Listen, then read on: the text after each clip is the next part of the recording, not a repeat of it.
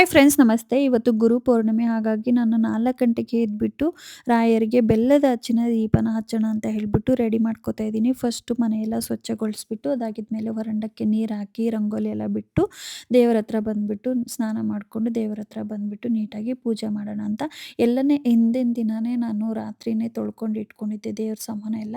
ಹಾಗೆ ರಾಘವೇಂದ್ರ ಸ್ವಾಮಿಗಳ ಫೋಟೋನ ನಾನು ತೊಳ್ಕೊಂಡಿರಲಿಲ್ಲ. ಬೆಳಗ್ಗೆನೇ ನೀಟಾಗಿ ತೊಳ್ಕೊಂಡು ಪೂಜೆ ಮಾಡೋಣ ಅಂತ ನೋಡ್ಬೋದು ಹೂವು ಎಲ್ಲ ಏರಿಸ್ಬಿಟ್ಟು ನೀಟಾಗಿ ಪೂಜೆ ಮಾಡ್ತಾ ಇದ್ದೀನಿ. ನೆಮ್ಮದಿಯಿಂದ ಅರ್ಲಿ ಮಾರ್ನಿಂಗ್ ಪೂಜೆ ಮಾಡಿದರೆ ಒಂದು ಪಾಸಿಟಿವ್ ವೈಬ್ಸ್ ಬರುತ್ತೆ ಅಂತಲೇ ಹೇಳ್ಬೋದು.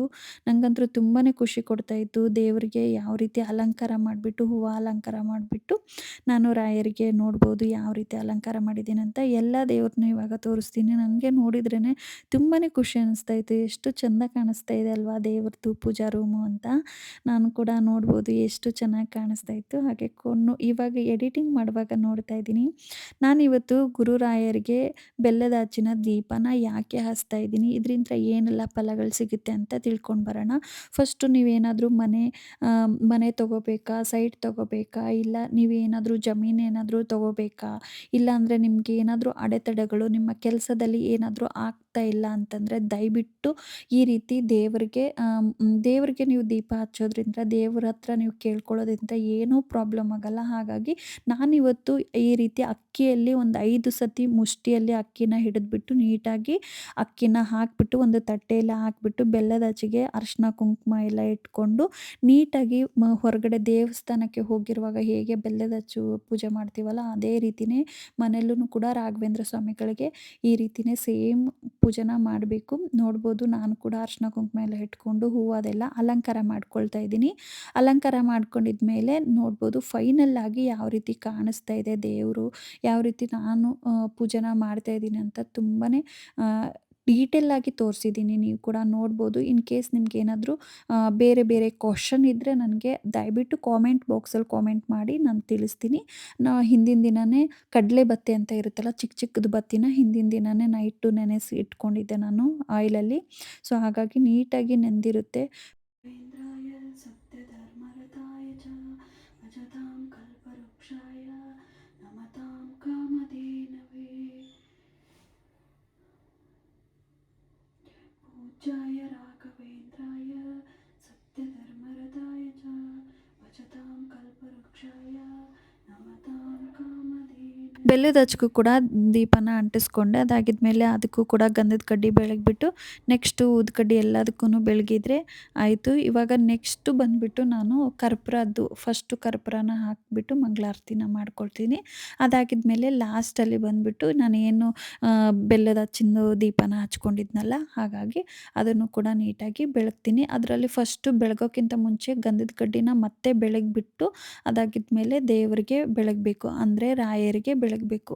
ಆವಾಗ ನಾವು ಏನು ಅಂದ್ಕೊಂಡಿದ್ವಿ ಅದು ಬೇಗನೆ ನಮಗೆ ನೆರವೇರಲಿ, ನಮ್ಮ ಕೆಲಸಗಳೆಲ್ಲ ಕೈಗೂಡಲಿ ಬೇಗ ಅಂತ ಹೇಳಿಬಿಟ್ಟು ಕೇಳ್ಕೋಬೇಕು. ಫಸ್ಟು ನೀವೇನಾದರೂ ಏನು ಬೇಡಿಕೆ ಇದ್ರೂ ಕೇಳ್ಕೊಬೋದು ರಾಯರಿಗೆ. ಯಾವಾಗ ಮಾರಮ್ಮಗೆ ಈ ರೀತಿ ನಿಂಬೆಹಣ್ಣಿನ ದೀಪ ಎಲ್ಲ ಹಚ್ತೀವಲ್ಲ ಅದೇ ರೀತಿಯೇ ಏನಾದರೂ ಕೇಳ್ಕೊಳ್ಳೋದಿದ್ರೆ ಆಸ್ತಿ ಇಲ್ಲ ಏನಾದರೂ ಸೈಟ್ ತೊಗೋಬೇಕಾ, ಮನೆ ತೊಗೋಬೇಕಾ, ನಿಮ್ಗೆ ಏನಾದರೂ ಒಂದು ಕಷ್ಟದಲ್ಲಿದ್ದೀರಾ ಆ ರೀತಿ ನೀಟಾಗಿ ಕೇಳ್ಕೋಬೇಕು. ನೋಡ್ಬೋದು ನಾನು ಇವಾಗ ಬೆಲ್ಲದ ಹಚ್ಚಿನ ದೀಪನ ಬೆಳಗ್ತಾ ಇದ್ದೀನಿ.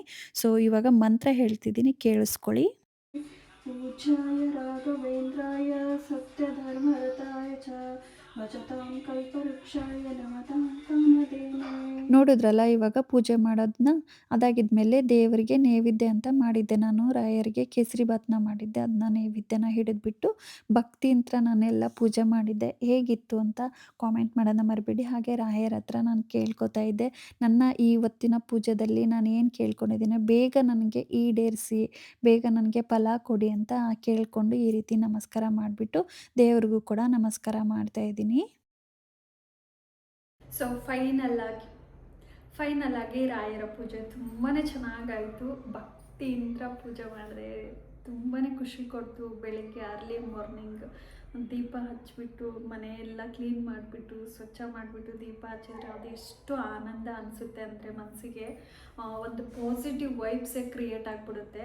ಅದಕ್ಕೆ ಅಂತಾರೆ 4 ಗಂಟೆಗೆ, ಆವಾಗಿನ ಕಾಲದಲ್ಲೆಲ್ಲ 4 ಗಂಟೆಗೆ ಎದ್ಬಿಟ್ಟು ಪೂಜೆ ಮಾಡ್ತಾ ಇದ್ರಲ್ಲ, ಅರ್ಲಿ ಮಾರ್ನಿಂಗ್ ಪೂಜೆ ಮಾಡಿದರೆ ಇಷ್ಟು ಪಾಸಿಟಿವ್ ವೈಬ್ಸ್ ಆಗಲಿ, ಇಷ್ಟು ಮನೆಯಲ್ಲಿ ಆಗುವಂಥ ಒಂದು ಬದಲಾವಣೆಗಳಾಗಲಿ ಎಷ್ಟು ಚೇಂಜಸ್ ಆಗುತ್ತೆ ಅಂತಂದರೆ, ಆವಾಗಿನ ಕಾಲದಲ್ಲೆಲ್ಲ 4 ಗಂಟೆಗೆಲ್ಲ ಎದ್ದು, ಇವಾಗ್ಲೂ ಮಾಡೋರು ಮಾಡ್ತಾರೆ, ಬಟ್ 6 ಗಂಟೆಗೆ 5 ಗಂಟೆಗೆ ಹೇಳೋದು ಜಾಸ್ತಿ ಜನ.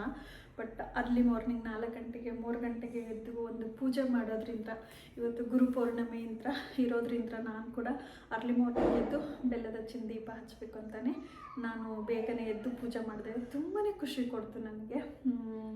ಅವಾಗಿನ ಕಾಲದಲ್ಲೆಲ್ಲ ಹಾಗೆ ಮಾಡ್ತಾಯಿದ್ರಲ್ವ, ಎಷ್ಟು ಬೇಗ ಎದ್ದುಬಿಟ್ಟು ನೀಟಾಗಿ ಪೂಜೆ ಮಾಡೋದಾಗಲಿ ಇವೆಲ್ಲ ಮಾಡೋದು. ಇವಾಗ್ಲೂ ಅದನ್ನ ಸಂಪ್ರದಾಯ, ನಾನು ಅದನ್ನು ಹಿಂದಿಂದು ಕಾಲದ್ದು ಯಾವತ್ತೂ ಮರಿಬಾರ್ದಲ್ವ, ಹಾಗಾಗಿ ನಾನು ಕೂಡ ಅದನ್ನ ಪೂಜೆನ ಮಾಡ್ತೀನಿ. ತುಂಬಾ ಖುಷಿ ಕೊಡ್ತು. ಇವತ್ತಂತೂ ನನಗೆ ಹೇಳೋಕ್ಕಾಗ್ತಾಯಿಲ್ಲ, ಪದಗಳಲ್ಲಿ ಹೇಳೋಕ್ಕಾಗ್ತಾಯಿಲ್ಲ, ಅಷ್ಟು ಖುಷಿ ಕೊಟ್ಟಿದೆ. ನನಗೆ ಒಂದು ಪಾಸಿಟಿವ್ ವೈಬ್ಸ್ ಕೂಡ ಕ್ರಿಯೇಟ್ ಆಗಿದೆ. ಏನೋ ಒಂಥರ ಮನಸ್ಸಲ್ಲಿ ಖುಷಿ ಆ ರೀತಿ ಇರುತ್ತೆ ಅಲ್ವಾ, ಪೂಜೆ ಮಾಡಿದ ಮೇಲೆ ಒಂದು ಪಾಸಿಟಿವ್ ವೈಬ್ಸ್. ಸೊ ಆ ರೀತಿ ಅನಿಸ್ತಾ ಇದೆ ನನಗೆ. ತುಂಬಾ ಮೈಂಡು ಕ್ಲಿಯರ್ ಆಗಿ ತುಂಬಾ ಚೆನ್ನಾಗಿ ಪೂಜೆ ಮಾಡಿದೆ. ನನ್ನ ಮನಸ್ಸಿಗೆ ತೃಪ್ತಿ ಆಗುವಷ್ಟು ಪೂಜೆ ಮಾಡಿದೆ. ನಂಗೆ ತುಂಬಾ ಖುಷಿ ಕೊಡ್ತು. ವೀಡಿಯೋದಲ್ಲಿ ಅಷ್ಟೋ ಇಷ್ಟೋ ಹಂಚ್ಕೊಂಡಿದ್ದೀನಿ, ಎಲ್ಲದನ್ನು ಹಂಚ್ಕೊಳ್ಳೋಕ್ಕಾಗೋದಿಲ್ವಲ್ಲ, ಸೊ ಅಷ್ಟೋ ಇಷ್ಟ ಹಂಚ್ಕೊಂಡಿದ್ದೀನಿ. ನೀವೆಲ್ಲ ಅದನ್ನು ನೋಡಿಬಿಟ್ಟು ಏನು ಅನಿಸುತ್ತೋ, ನಿಮ್ಮ ಮನಸ್ಸಿಗೆ ಏನು ಅನಿಸುತ್ತೋ ಅನ್ನೋದನ್ನ ಕಾಮೆಂಟ್ ಮಾಡೋದನ್ನ ಮರಿಬೇಡಿ. ಹಾಗೆ ನಾನು ಯಾವ ರೀತಿ ಪೂಜೆ ಮಾಡಿದ್ದೀನಿ ಅಂತಲೂ ಕಾಮೆಂಟ್ ಮಾಡಿ. ನೋಡಿದ್ರಲ್ಲ ಬೆಳಗ್ಗೆ ಪೂಜೆ ಹೇಗಿತ್ತು ಅಂತ ಕಾಮೆಂಟ್ ಮಾಡೋದನ್ನ ಮರಿಬೇಡಿ. ಸಾಯಂಕಾಲ ಪೂಜೆನ ಮಾಡ್ತಿದ್ದೀನಿ. ದೀಪ ಎಲ್ಲ ಶಾಂತಿಯಾಗಿತ್ತು, ಹಾಗಾಗಿ ಒಂದು ದೀಪನ ಅಂಟಿಸ್ಬಿಟ್ಟು ಕರ್ಪೂರನೆಲ್ಲ ಹಾಕೋಣ ಅಂತ ಹೇಳಿಬಿಟ್ಟು ಇವತ್ತಿನ ಮಾಡ್ತಾಯಿದ್ದೀನಿ. ನೋಡ್ಬೋದು ಸಾಯಂಕಾಲ ಪೂಜೆ ಹೇಗಾಗುತ್ತೆ, ಹೇಗೆ ಮಾಡ್ತೀನಿ ಅಂತಲೂ ನೋಡ್ಕೊಳ್ಳಿ.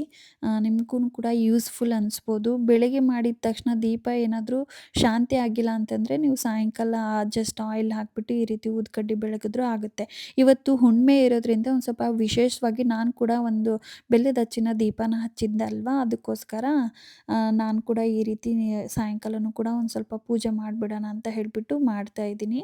ನಿಮಗೆಲ್ಲ ಏನು ಅನ್ನಿಸ್ತು, ನನ್ನ ಪೂಜೆ ಇಷ್ಟ ಆಯಿತಾ ಇಲ್ವಾ, ಹೇಗೆ ಮಾಡಿದೆ, ಏನಾದರೂ ಕ್ವಶನ್ ಇದ್ದರೆ ದಯವಿಟ್ಟು ಕೇಳಿ, ನಾನು ಆನ್ಸರ್ ಮಾಡ್ತೀನಿ. ನನಗೆ ಇವತ್ತು ಒಂದು ವಿಶೇಷವಾಗಿ ಪೂಜೆ ಮಾಡಬೇಕಾಗಿತ್ತು ಇವತ್ತು ಹುಣ್ಣಿಮೆ ಇರೋದ್ರಿಂದ, ಹಾಗಾಗಿ ಅದನ್ನು ಕೂಡ ಮಾಡಿಬಿಡೋಣ ಅಂತ ಹೇಳಿಬಿಟ್ಟು ಮಾಡ್ಕೊಳ್ತಾ ಇದ್ದೀನಿ. ಫಸ್ಟು ಇದೆಲ್ಲ ಕರ್ಪೂರ ಎಲ್ಲ ಹಚ್ಬಿಟ್ಟು ದೇವರಿಗೆ ನಮಸ್ಕಾರ ಮಾಡಿಬಿಟ್ಟು ರಾಯರಿಗೂ ಕೂಡ ನಮಸ್ಕಾರ ಮಾಡಿಕೊಂಡೆ.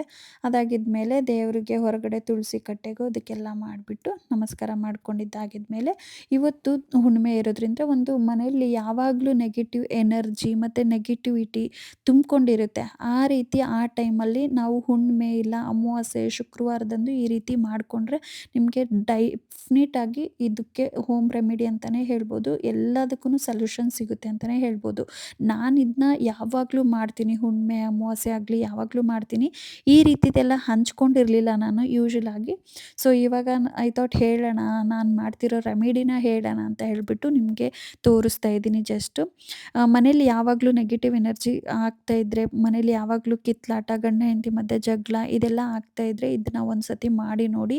ಏನಪ್ಪ ಅಂತಂದರೆ ಪುಲಾವ್ ಎಲೆ, ಕರ್ಪೂರ ಮತ್ತು ಬಿಳಿ ಸಾಸಿವೆ, ಇದು ಮಸ್ಟ್ ಆ್ಯಂಡ್ ಶುಡ್ಡು. ಕರಿ ಸಾಸಿವೆ ಇರೋಂಗಿಲ್ಲ, ಬಿಳಿ ಸಾಸಿವೆ.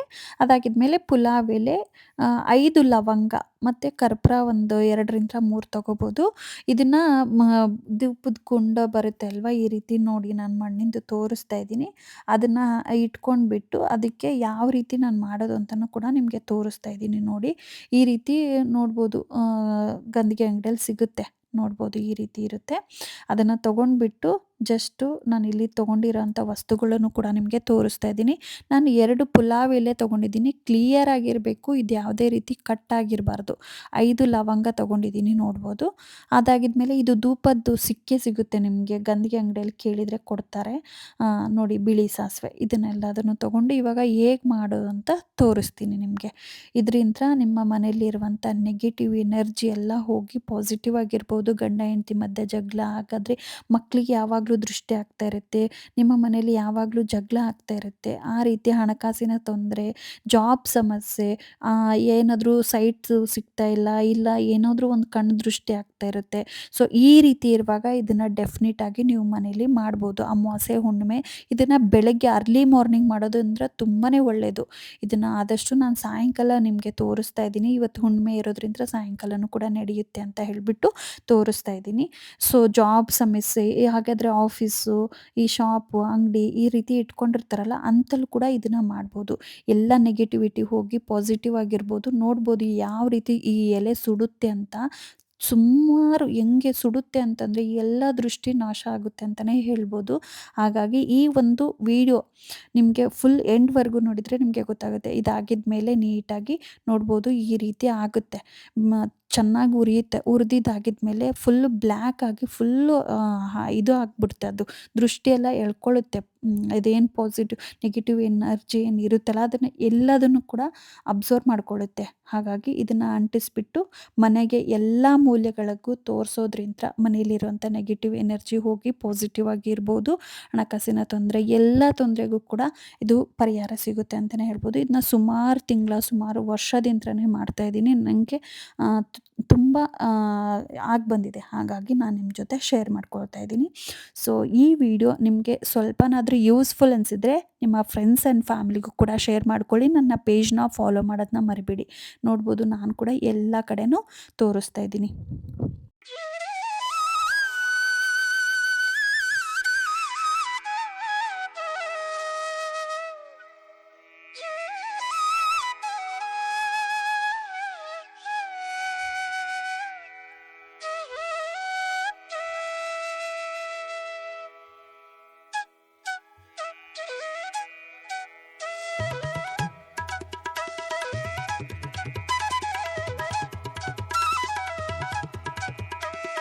ಈ ವಿಡಿಯೋ ನೋಡಿದ್ರಲ್ಲ, ನಿಮಗೆಲ್ಲ ಏನು ಅನ್ನಿಸ್ತು ಅಂತ ಕಾಮೆಂಟ್ ಮಾಡೋದನ್ನ ಮರಿಬೇಡಿ. ಸೊ ಇದೇ ಥರ ಮೋರ್ ವೀಡಿಯೋಸ್ಗೆ ನನ್ನ ಚಾನಲ್ನ ಫಾಲೋ ಮಾಡೋದನ್ನ ಮರಿಬೇಡಿ. ಈ ವಿಡಿಯೋನ ಇಲ್ಲಿಗೆ ಎಂಡ್ ಮಾಡ್ತೀನಿ. ಇನ್ನೂ ಯಾರೆಲ್ಲ ನನ್ನ ಚಾನಲ್ನ ಸಬ್ಸ್ಕ್ರೈಬ್ ಮಾಡದೆ ವೀಡಿಯೋಸ್ನ ನೋಡ್ತಿದ್ರೆ ದಯವಿಟ್ಟು ಸಬ್ಸ್ಕ್ರೈಬ್ ಮಾಡ್ಕೊಳ್ಳಿ. Thank you. Bye bye. Take care. Love you all.